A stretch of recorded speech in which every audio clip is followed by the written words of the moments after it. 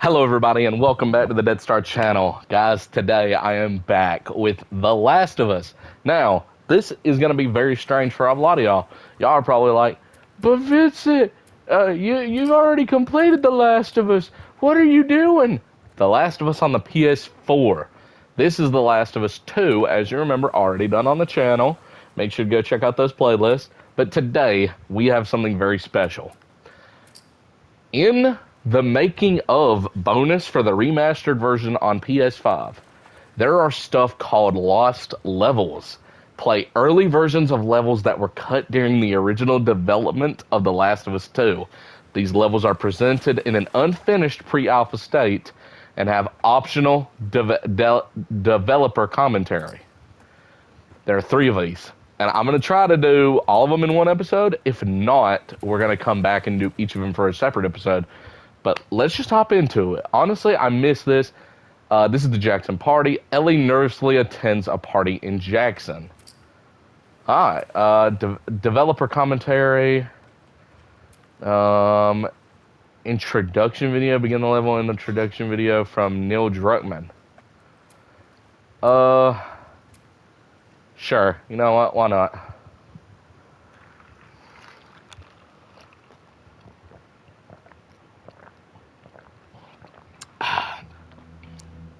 You're about to play an unfinished level from The Last of Us Ooh. Part 2. Lost levels. Jackson party. The reason we added this section is there are a few sequences, and we picked a Yeah. few of the best ones, that we cut from the game. You know, often Why? we build a game that's much bigger than what ends up being the final product. They were months away from being finished, but we wanted to give you an insight of what it's like when we built the game, because often we have this whole thing constructed and it doesn't have final art or audio or dialogue.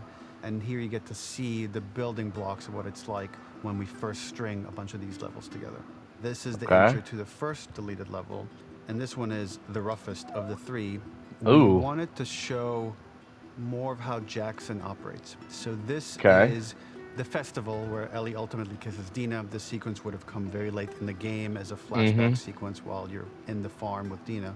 And we wanted to show what is the rest of Jackson doing, and wanted to put on the stick, make it interactive.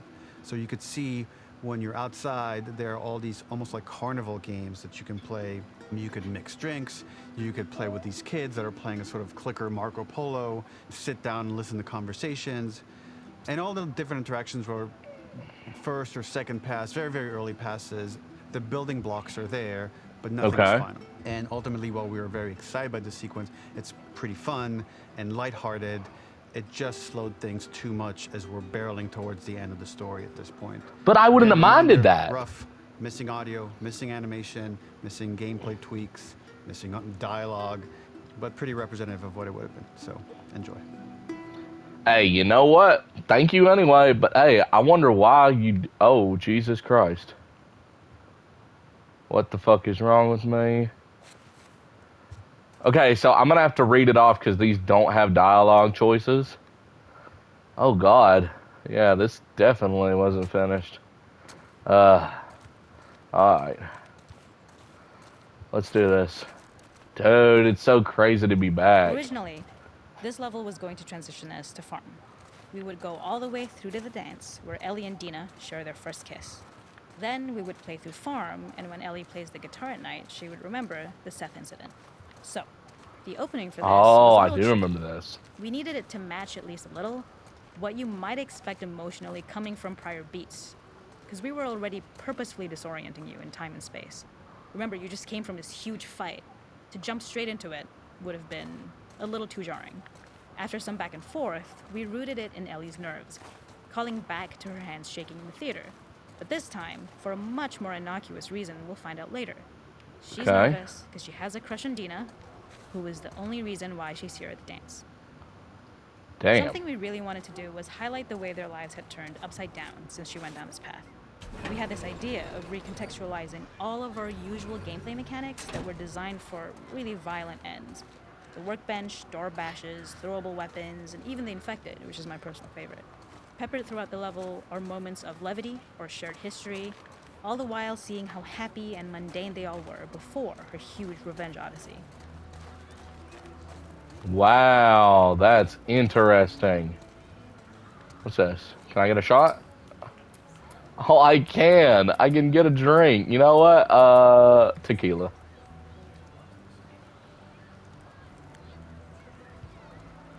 Oh, I made myself a drink. That's pretty funny. It's actually pretty funny. That was actually pretty good. The makeup artist is pretty simple. It's one of those little in-game scenes we peppered in to make it feel like Ellie had roots in the town.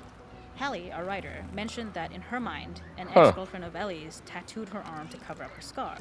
So we figured this might be the only time you get to see that. We wanted to hint at it and allude to it and make it feel like there had been so much more that had been happening and so much more that Ellie threw away. Oh, she could have got her face painted. Man, that would have been such a cool idea. Can I play a game? Can I play a game, please? Oh, I can. Fuck you, bottles. Oh, I'm trash. I'm garbage. Damn. Oh, look at that, though. That was insane. It is not a festival without one of these throwing games. This one, of course, uses our throwable system where you're often chucking explosive things or stunning things, but for a more wholesome purpose, although some people take this game really seriously. Oh, A fun Jesus. aspect Look of at this this is if you kid. did well, you could win a toy Oh. here. Ellie would place it in her pocket. If you had done this, you'd find the toy with JJ, the baby, later back at the farm. When we cut this, the toy made it through anyway because it was so cute. It is the same one you see on the tractor at the farm. Oh, Ollie I the know elephant. that toy. This Ollie. is one of my favorite sections because I think that it achieves both the slice of life aspect of Jackson while also being a stark reminder of how dark the world that they live in really, really is. To attract attention and curiosity, one of the kids was supposed to Got make it. this adorable, messed up little clicker impression, and the others would giggle. We tried a version where if you got close enough, the kid might try and follow you a little before turning back. Since clickers are blind and move by echolocation, for this game of messed up tag, Ellie must close her eyes and listen for when the children give themselves away. The thought was that these kids are in relative safety. They still grow up with the dangers of clickers and runners, and all those lessons would embed themselves in the games that they play. When the festival Wow. got cut, they tried to preserve this moment and move it to the front of the game where the snowball fight is, as a tutorial. However, being in the headspace of a clicker doesn't really teach you how to deal with them. Eventually, it evolved, and they instead made the snowball fight, which was, I think, way more effective. For me, Okay. it's character illuminating that not only does Ellie know this game, she plays along. There's a familiarity with the kids that's really nice to see, especially because it's such a difference from the Ellie we see later. who has a sort of Booyah! normalcy. Let's go. She's trying to get with JJ, but kind of fails. Ah, damn, man. Dude, this could have been such a fun level if there was, like, actual dialogue, though, man. Maria!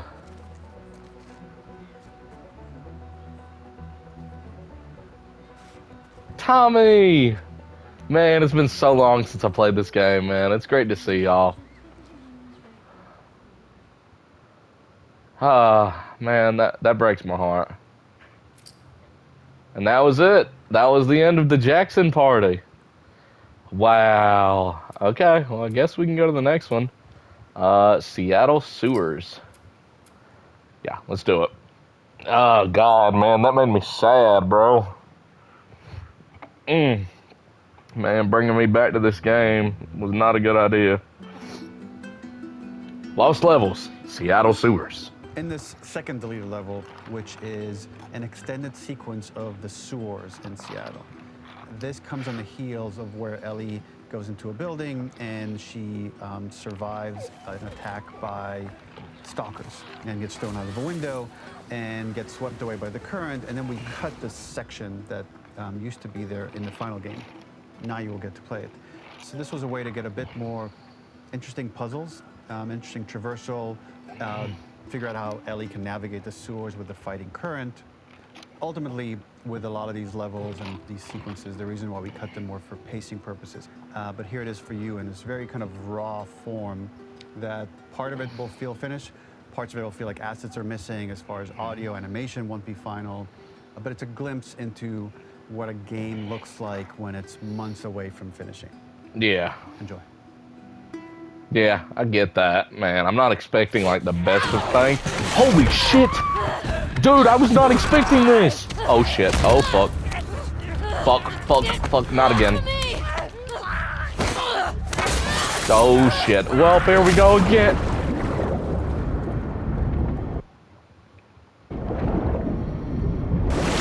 Jesus Christ. Oh god, it's got my leg! Oh wait, I can't be infected, I forgot. But fuck you anyway. Yeah, yeah, die. Let's go. Oh shit. I think I remember this too. Maybe not. Maybe this is like I've never even seen this, but I don't know. Oh shit. Oh shit. Oh god no. What do I have? Ammo? Oh. Okay.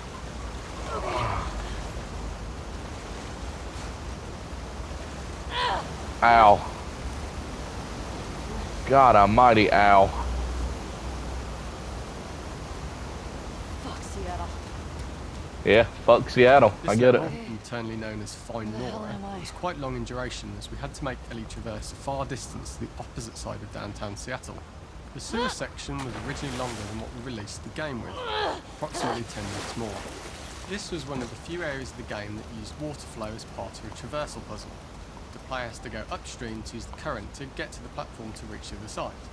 We mostly cut this mechanic game-wide, however it remained in essence in the section of swimming to the aquarium as Ellie, when you were avoiding the waves. When players reach the doorway and enter into the room, they are faced with a dead end. What have we The got real here? reason for this dead end room is that on the reversal when exiting back out of the doorway, players are faced with the route onwards. A pipe that they'd not been able to see when they were swept past it on the way in, and something that was hidden from view when on the side platforms. The intention here being that the only option is to go off the standard path in order to search for a way out. Ah.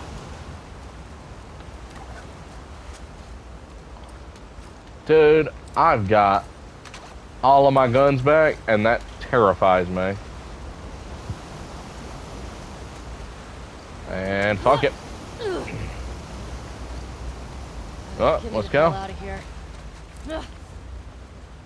Throughout the rest of the level, we also used light to indicate to the player that they were heading in the right direction. At each turn, however, we blocked the direct route forward. Players would know that they just have to keep finding alternative paths, promoting those feelings of being desperate and trapped.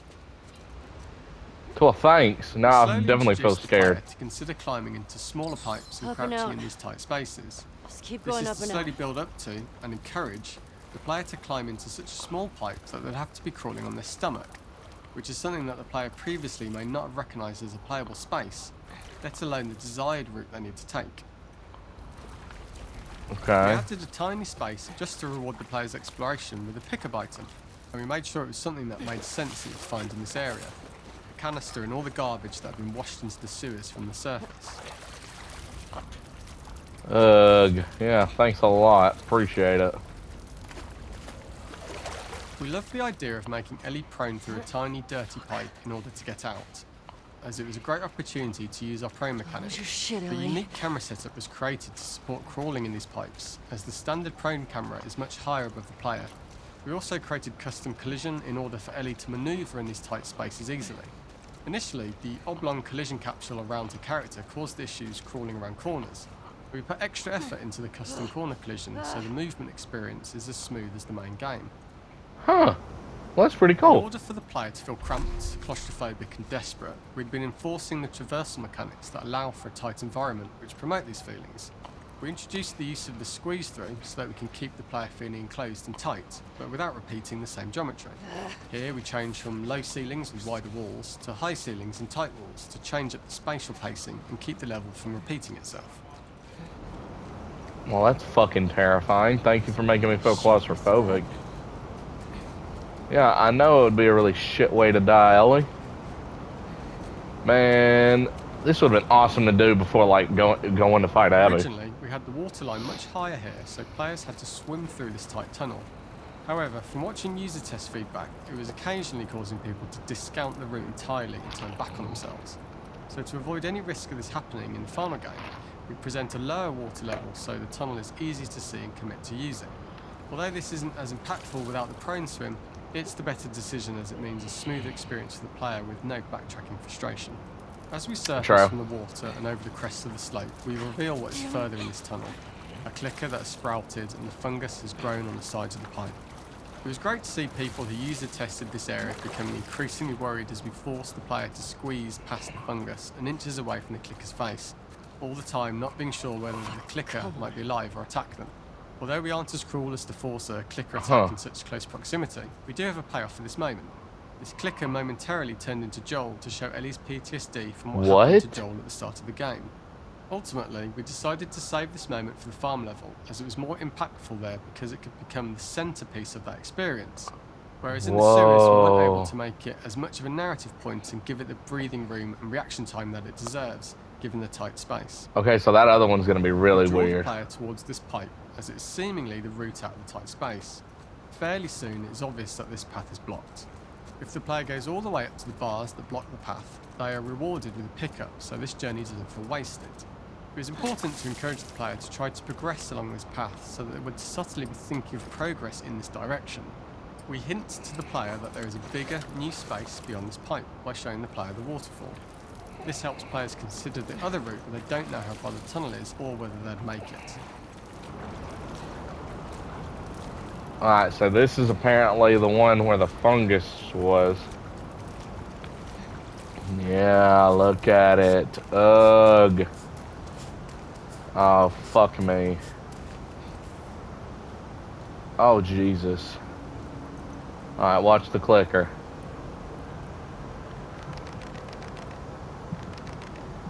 Shaking my light. Oh, shit. Oh, shit. Dude, that's not cool, man. But that, you know what? No, that's actually kind of awesome. I kind of fuck with that.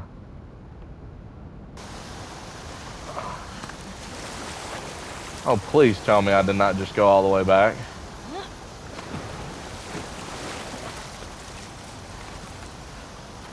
For the final section, we eventually opened you out into a wider area as you traverse through such tight spaces leading up to this. So changing the environmental pacing makes it begin to feel like we're coming to the end of Ellie's ordeal.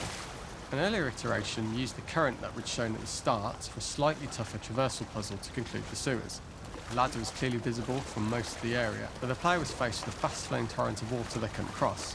If the player attempted to jump into the water, they were not able to swim across the ladder due to the water's speed. But instead, they had to traverse the pipe running along the top of the space in order to get across the water. Alright, let's go up here. Up here. Up here. Yep, there we go. Using this pipe was retained in the iteration we shipped with, as it's the last of the extreme methods Ellie has to undergo in order to escape Oh the shit. sewers, Well, and what that she will was go through in her shit. pursuit of revenge. Well, that was bad. Damn it. Alright, gotta be more careful, so, okay.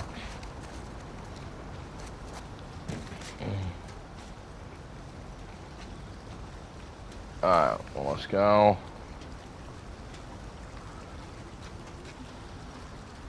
Okay, here we go. Oh, there we go.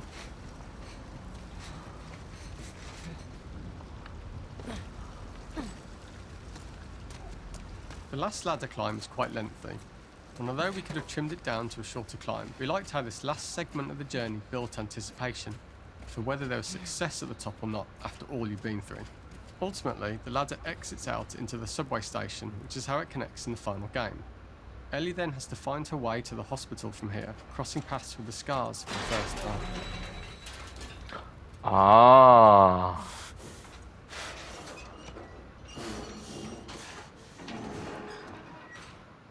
Okay, that's pretty cool. Damn. Wow, that one was pretty good. Alright, The Hunt. Ellie follows a trail of blood to an abandoned general store. This is actually going to be fun. Alright, let's do it. Merry Christmas, by the way, everybody. This is going to be my Christmas special. Merry Christmas. Lost Levels, The Hunt. Ooh. Boo. For this third and final deleted level, What's good, what bro? we call the boar hunt sequence. The boar this hunt? was a sequence pretty late in the game.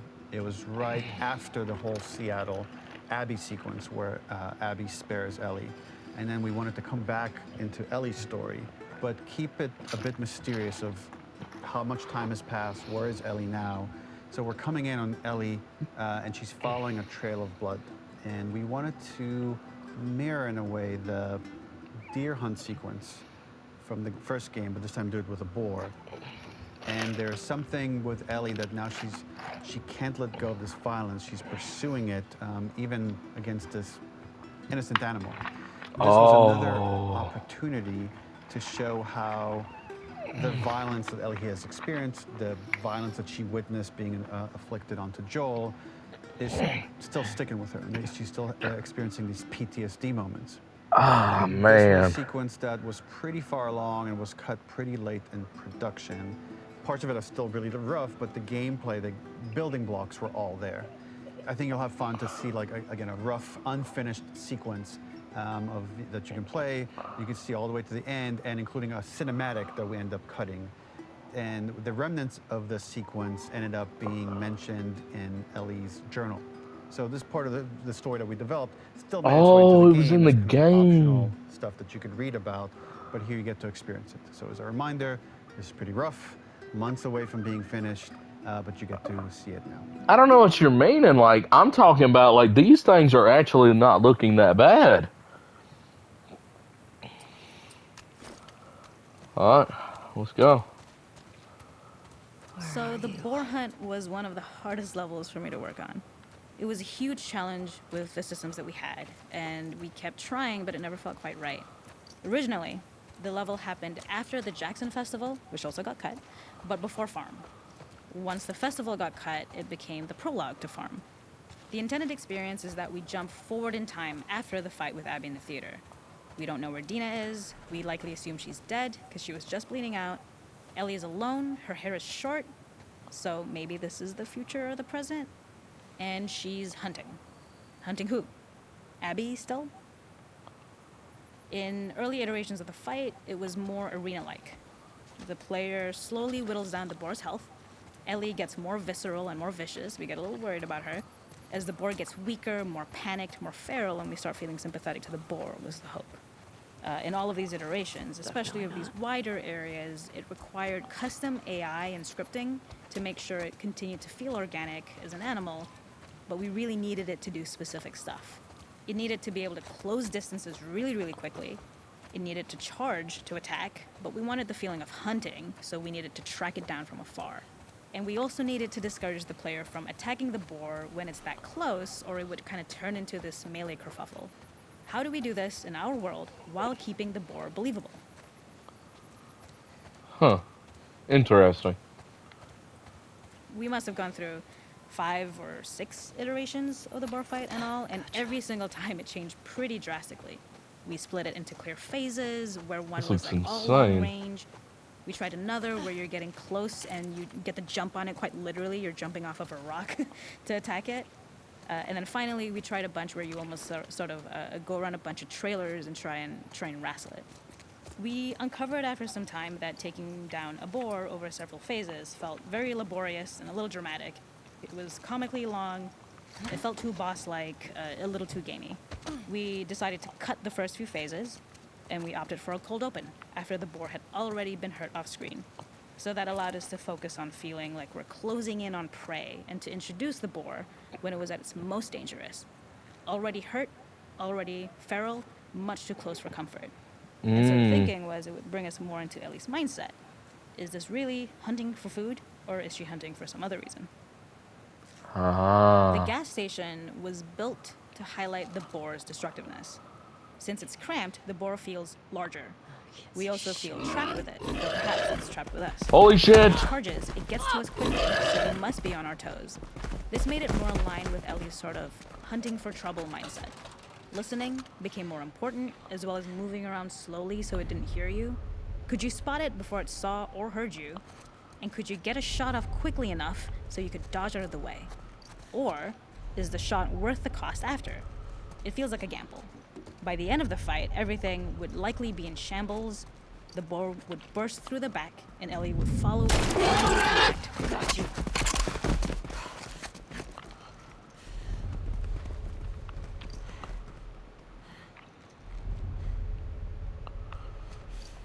Okay.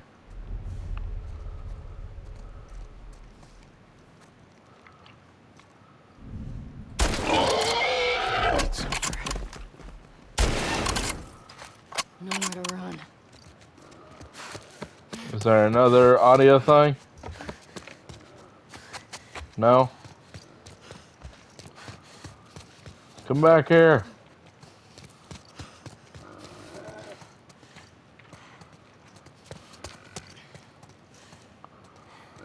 The boar kill was supposed to be anything but glorious. With the boar whimpering at the back of the gas station after Ellie's relentless hunt. After this, hearing the drone that we kinda come to associate with Ellie's trauma, we would hard cut to the stream.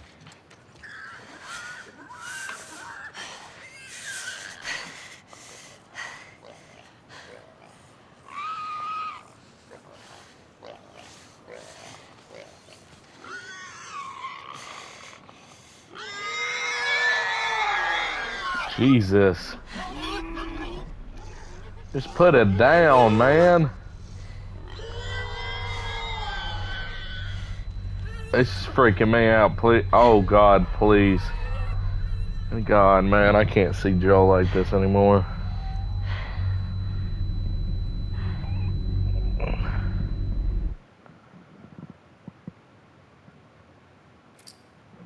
Wow. Wow, wow, wow. Wow, okay. Oh, shit, that was a lot. That was amazing to play. Guys, thank y'all so much for joining me for the final time on The Last of Us 2. If you guys want to see more Last of Us, maybe No Return, or want to see me do the chronological story, let me know. I'm probably not going to unless it gets a lot of support, but I would love to. That was a really good 30 minutes of my time. I really appreciated playing those little levels that I never got to experience in the game. And yeah, thank you guys a lot for watching this video. That was a lot. That was impressive. But I hope y'all have a great night. Merry Christmas. And as always, see you next time, fellas.